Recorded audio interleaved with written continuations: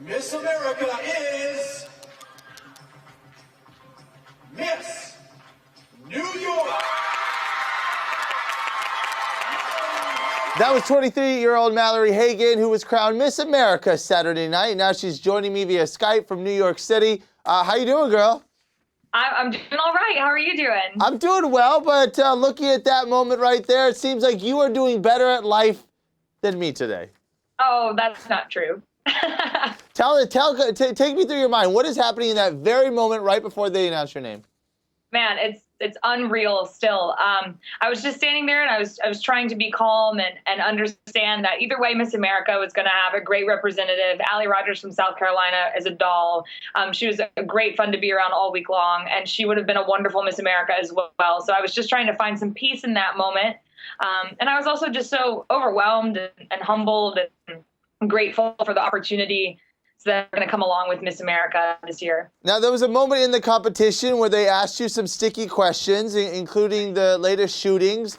Were you taken off guard? How prepared were you for something like that? Because we've seen a lot of these questions turn into major pop culture news-making moments. Well, I'm glad I didn't do that for everyone. The great thing about Miss America is that it's a scholarship-based organization. So last year we gave away over $45 million in cash and in-kind scholarships. And thanks to Amway, I walked away with a $50,000 scholarship because we focus on education. And so each one of those young women that you saw on stage, all other 52, were very well prepared for that scenario. And we've all been versed on all political and social issues. And so any one of us could have answered that question just as eloquently, I hope, as I did. And I'm just so grateful that I got the opportunity to do so on television. So it's almost like you guys go through debate prep, if you will, right? And people just throw you a bunch of questions?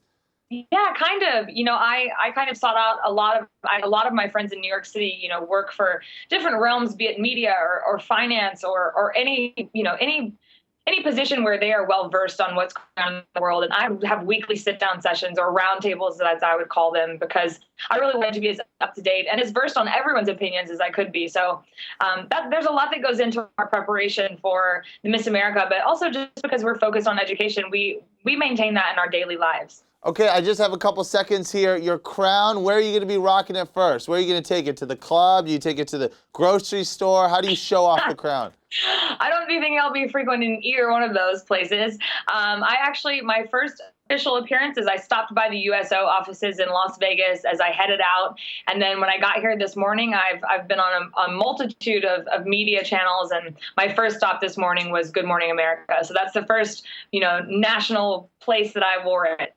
It's funny, all my girlfriends said that they would post it on Facebook so all the ex-boyfriends would know what an awesome life they're having. All right. Thank you so much for hanging out with us. Congratulations again. Thank you so much for having me. And for the latest stories breaking in Hollywood right now, just stay clicked on CELEBUZZ.com.